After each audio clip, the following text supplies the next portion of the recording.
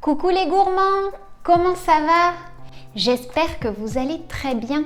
Comme vous pouvez le voir, nous sommes enfin installés dans notre nouvel appartement à A Coruña, la Corogne en Galice. Si vous avez vu ma vidéo précédente, vous saurez que nous avons quitté Barcelone et Madrid pour venir nous installer définitivement ici en Galice. Et aujourd'hui, j'ai le grand plaisir de pouvoir tourner ma toute première vidéo de cette chaîne dans ce nouveau cadre merveilleux.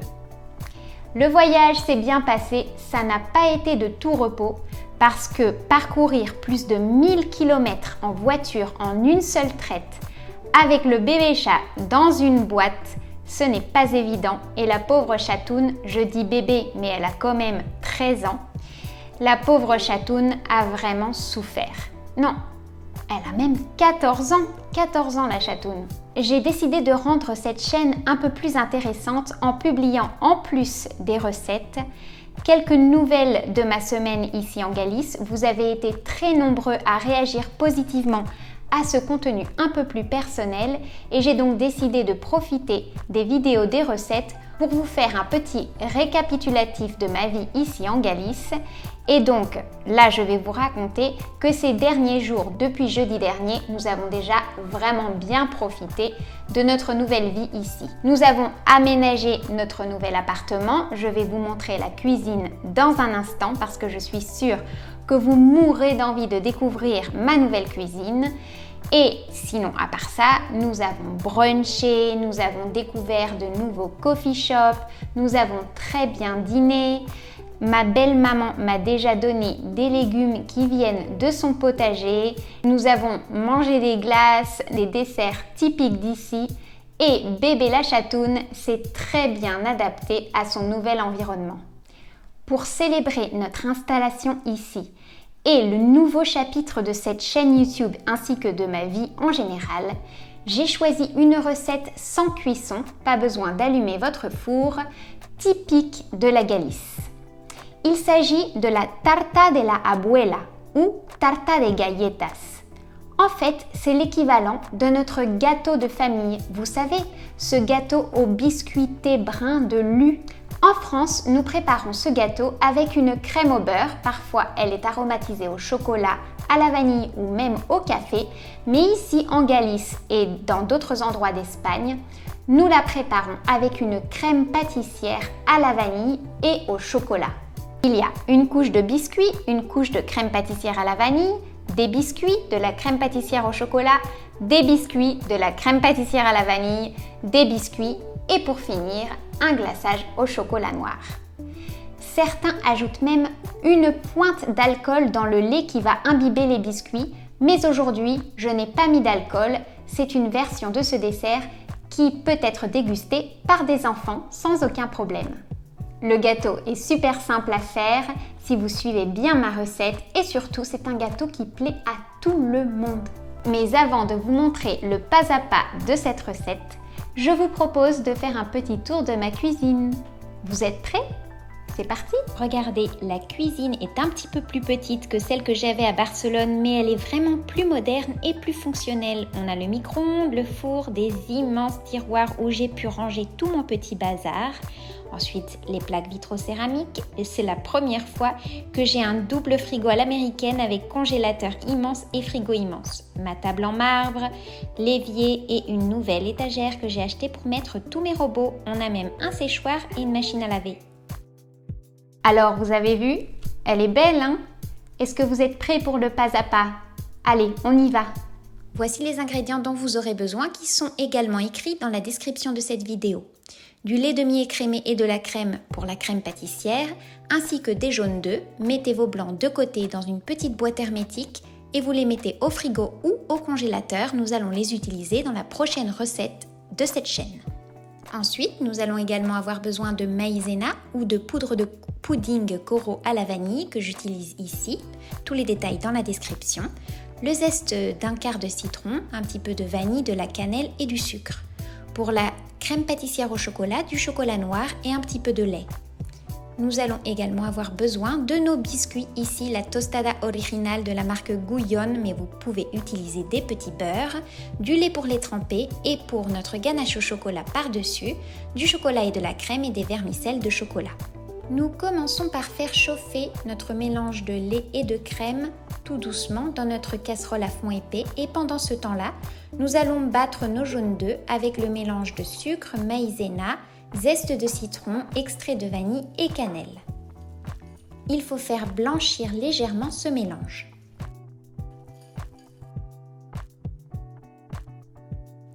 Lorsque notre lait est sur le point de bouillir, nous allons en ajouter une petite partie à notre mélange avec les jaunes d'œufs. Nous allons immédiatement fouetter pour équilibrer les températures. Pendant ce temps, nous remettons la casserole sur le feu à feu doux et nous fouettons vivement.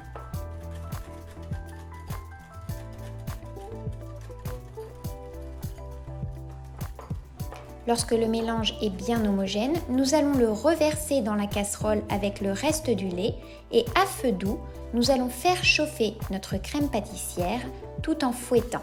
Il est important de ne pas arrêter de fouetter pour éviter qu'elle accroche au fond. Et surtout, le feu doit être assez doux. Moi, j'ai mis une puissance de 4 sur 9. Vous allez voir que votre crème pâtissière commence à épaissir un petit peu. Elle ne va pas être aussi ferme qu'une crème pâtissière traditionnelle, c'est tout à fait normal et le résultat est recherché. Je voulais une crème pâtissière super soyeuse, plus entre une crème dessert et une crème pâtissière. Regardez, lorsqu'elle forme des petites bulles, il est presque temps d'arrêter le feu. Continuez à fouetter pendant environ 1 minute de cette manière. Et ensuite, vous pourrez retirer votre crème pâtissière du feu.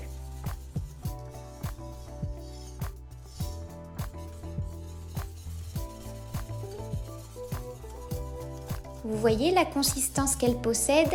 C'est ça que l'on veut obtenir. Maintenant, retirez la casserole du feu et mettez-la de côté. Pour éviter qu'une pellicule se forme comme pour moi, vous pouvez mettre un petit film plastique au contact de cette crème. Moi, je ne l'ai pas fait et il y a donc une petite peau qui s'est très vite formée, mais ce n'est pas un problème. Vous la voyez, la petite peau? Bon, ce n'est pas grave.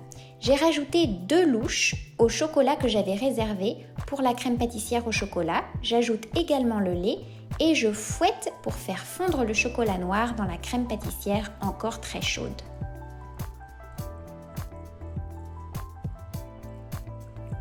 Nous allons créer une émulsion pour que la crème pâtissière au chocolat soit lisse comme ceci. Et maintenant, nous pouvons la réserver.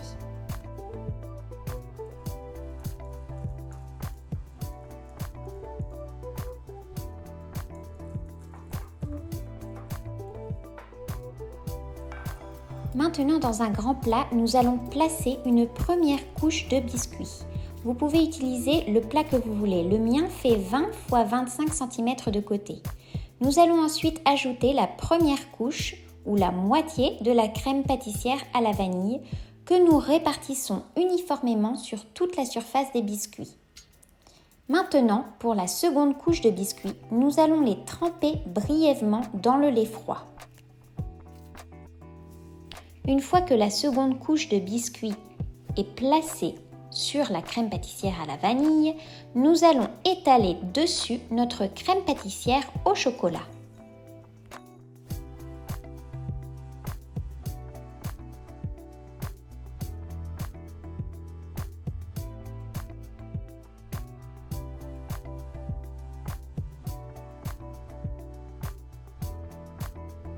Répartissez-la bien sur toute la surface, délicatement, à l'aide d'une spatule, puis placez une troisième couche de biscuits également trempée dans le lait froid, puis la seconde moitié de la crème pâtissière à la vanille sur cette couche de biscuits.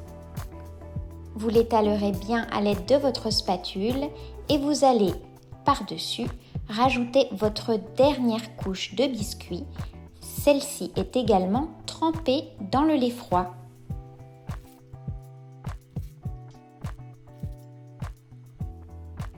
Une fois que vous avez recouvert la couche de crème vanillée d'une dernière couche de biscuit, vous allez faire fondre votre chocolat avec la crème environ 1 minute au micro-ondes, puis fouetter pour réaliser une émulsion et obtenir une ganache au chocolat bien lisse, comme ceci.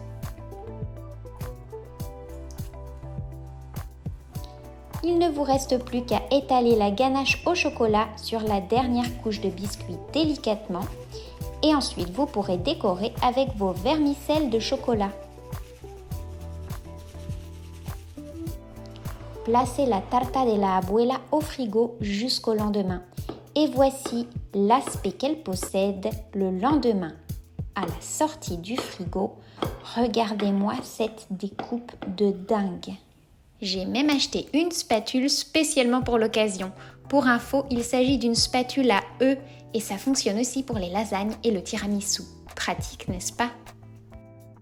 Bon, vous avez vu les gourmands, il n'y a rien de sorcier dans cette recette. Maintenant que c'est prêt, nous allons pouvoir déguster. Et moi, je n'en peux plus d'attendre.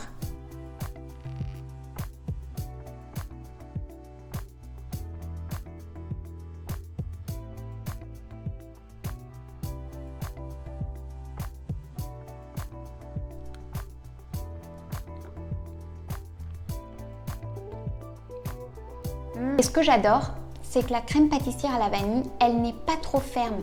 C'est pas comme un truc un peu flan.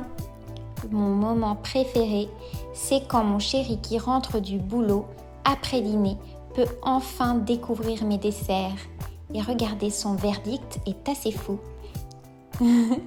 Il a adoré. Alors, vous avez aimé cette recette? J'espère bien. J'espère que vous la préparerez pour vos proches, pour vos amis, pour vos enfants et que vous me donnerez votre opinion dans les commentaires. À très bientôt les gourmands et surtout n'oubliez pas d'aimer cette vidéo et de vous abonner. Dans la prochaine vidéo, nous allons profiter des blancs qui nous restaient de ce dessert pour réaliser un autre dessert typique de la Galice. Il s'agit d'un gâteau délicieux, vous allez voir. Donc restez connectés et on se voit la semaine prochaine.